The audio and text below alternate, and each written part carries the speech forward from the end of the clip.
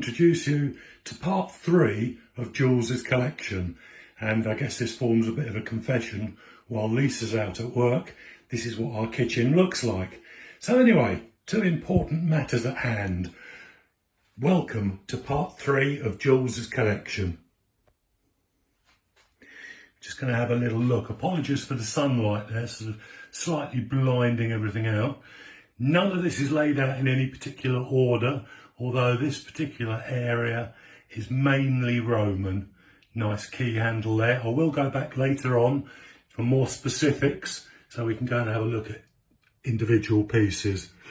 This is blending into my buckles. I love buckles. I think there's just something about a good buckle. Unbeatable. Some of those are lovely. There's a Second World War watch there that I found next to a World War II airfield. Quite interesting, but some of these buckles are just stunning. Bottom of a Roman statue there of a bird with just its feet. Can't beat a good beehive thimble. Oh, just look at that. Absolutely perfect. They are just such beautiful things and they get such a lovely patina. But anyway, I'm getting distracted again and bogged down with stuff. A little tesserae from a mosaic from a villa that I discovered a few years back.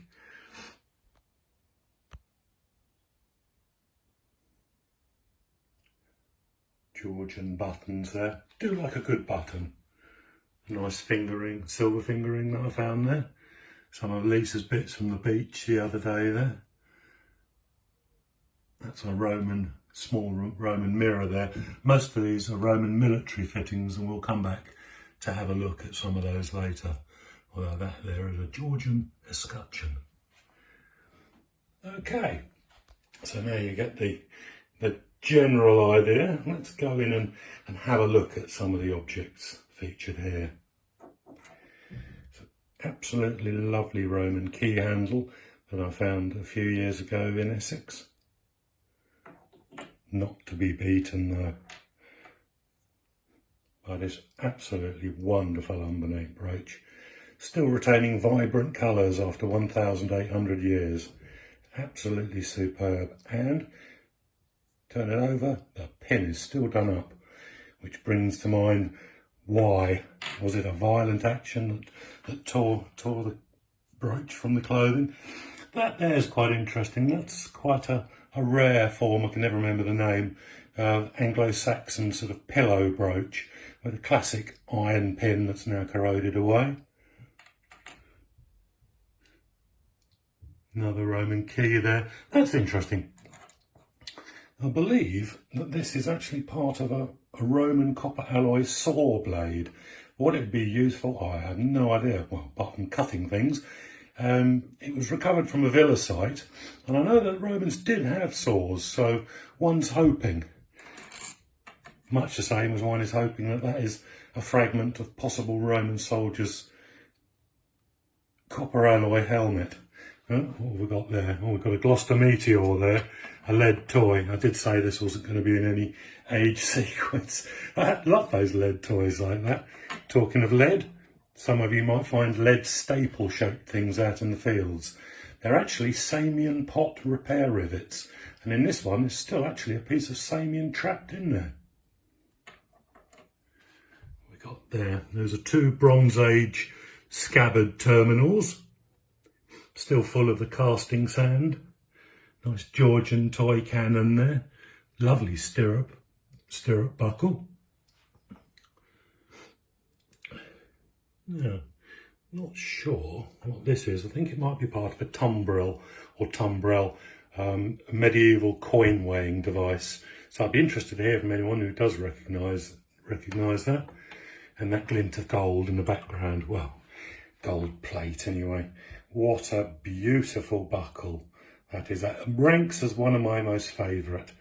It's just a stunning, stunning buckle. That's a strange thing there. I think that might be part of a Georgian pepper pot. Came from a big Georgian manor house site. Oh, another favourite buckle. Oh, yes, look at that. Absolutely beautiful. the pleasure that's given from finding these is just unbelievable. And the different types of buckle. Shame this one was broken, but still absolutely beautiful.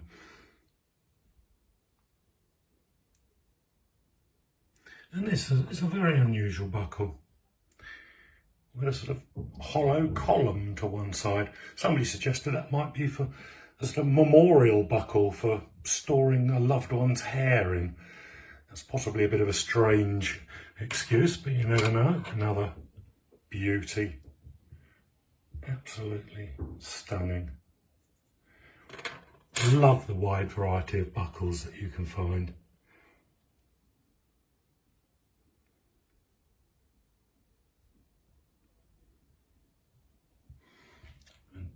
Zooming quickly to the Anglo-Saxon period. It's quite an interesting one. It's actually got a repair on this one of a different alloy metal. You can see the little rivet at the end causing like discoloration, plain pretty much, although this one is rather nice. I do apologise for the sun, it seems to blast everything out. And a nameplate, Lady Burstead. I actually traced her and relatives to that house from a gamekeeper who worked on the estate over 100 years ago now, and he was telling me all about Lady Burstead. Fascinating piece of research. Her husband, for her birthday, just bought her a company. Actually, if I remember rightly, it was Shell, the petroleum company. So obviously a very, very wealthy family. Coming back over to this way now. Now, these are very strange. I'm not sure what they are. They're caps covered in yellow, silver oxide, possibly inkwell caps, again found on a Georgian manor house. Nice little Roman bird there you can see, and a Celtic toggle. Some Georgian buttons. Now these, I know buttons annoy people, but these are absolutely pristine. And that is a real pleasure to find when they're in that condition. What have we got here? Some Roman tweezers. Oh, yeah, they sort of still tweeze a bit.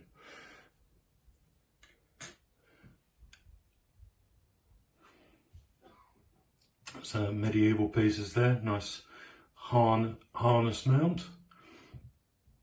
And some pendants, a seal there. That's a medieval lamp hanger. More medieval bits. Oh, little silver butterflies crept in there. That's a Charles Horner brooch, I believe dated to about 1915.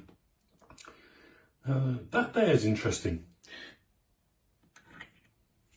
Doesn't look particularly significant, but it is actually a section of Bronze Age razor. Quite rare finds, and still, after 3,000 years, still quite sharp. Nice medieval padlock there. And the key end is still in that by the look of the corrosion.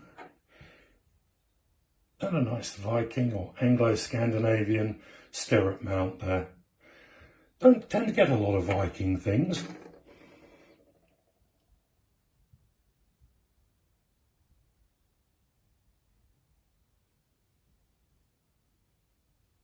Now this is curious. A heraldic horse harness pendant. Well, possibly heraldic, I don't know what's left. Now, it's been pierced by something. Something very fast, and it's strange. I can't quite work out whether it was damaged by a metalsmith whose apprentice perhaps didn't produce good work. German night fighters actually flew over the field where I found it, and I wondered if one of their stray rounds may have gone through this. Or was it brought back from the Battle of Cressy? Having saved a soldier's life, perhaps, the arrowhead jammed in there. But it's certainly got a story to tell, like so many thousands of other things that we find. I'd love to know what made the hole through there. A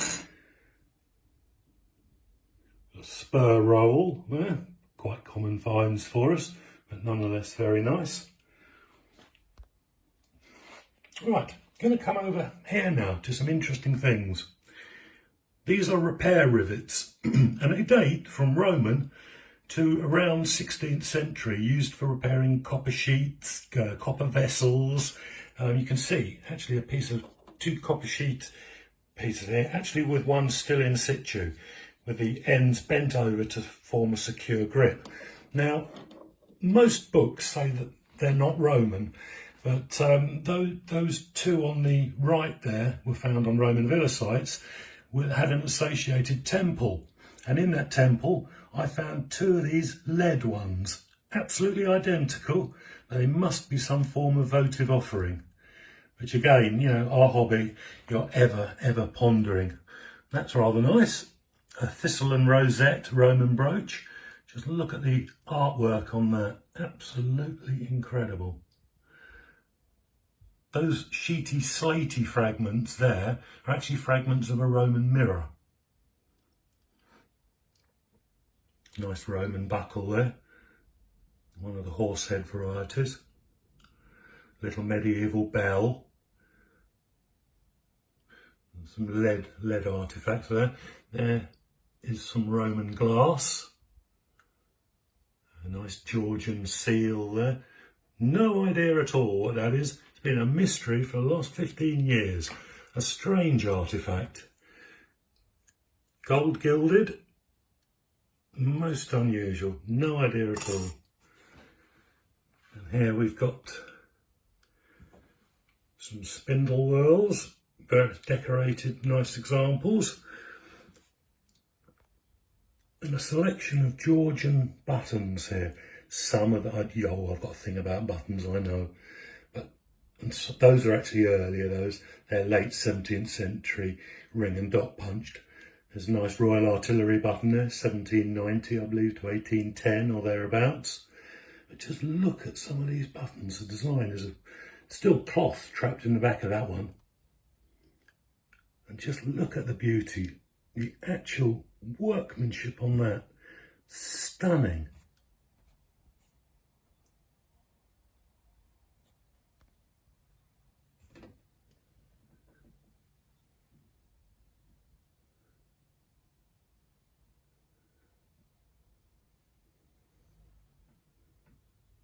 There's a weight there. More lead artifacts, including some Roman steel yards there. Nice little item of modern jewellery. Beautiful stone in there though.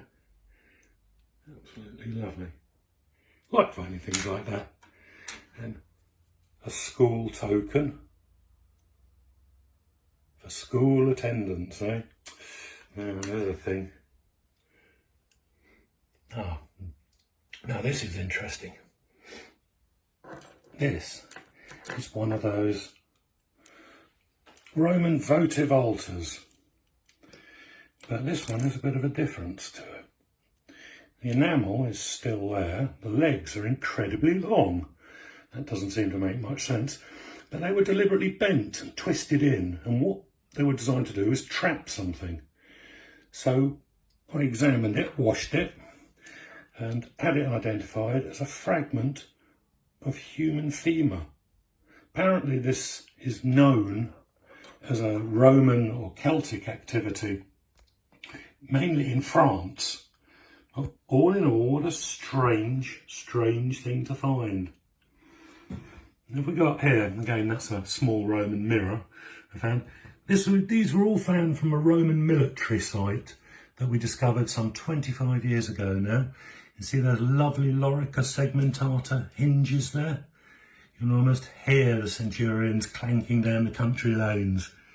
Those dolphin-shaped things there are actually helmet carrying handles. And you see a wide variety of belt fittings, hollow beads. Those there are studs from when you see the Roman soldier, the dangly apron bits. They've got metal studs on them. That's two of them there. And there's another one there. Got a characteristic mushroom-shaped background. But some very strange things. Looks like a tiered wedding cake, that article. But you can see all the little belt fittings and everything. Lots of them are broken. Probably there's a little repair shop in the area to help them fix objects.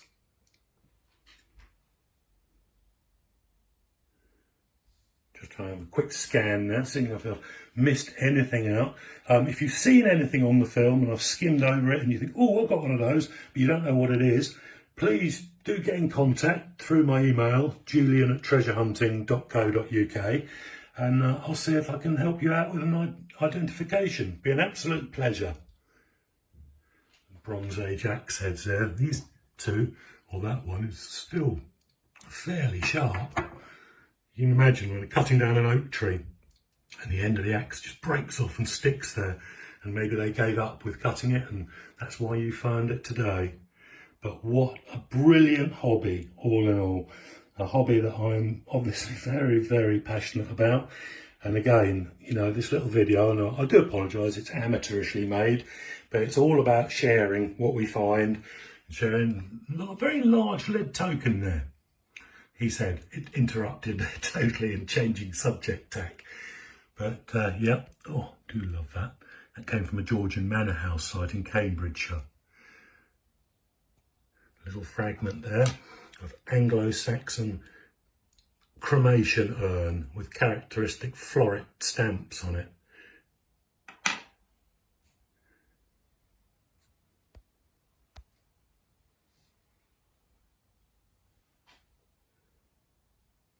As I say, if you've seen anything and you've got something, please, again, do get in contact.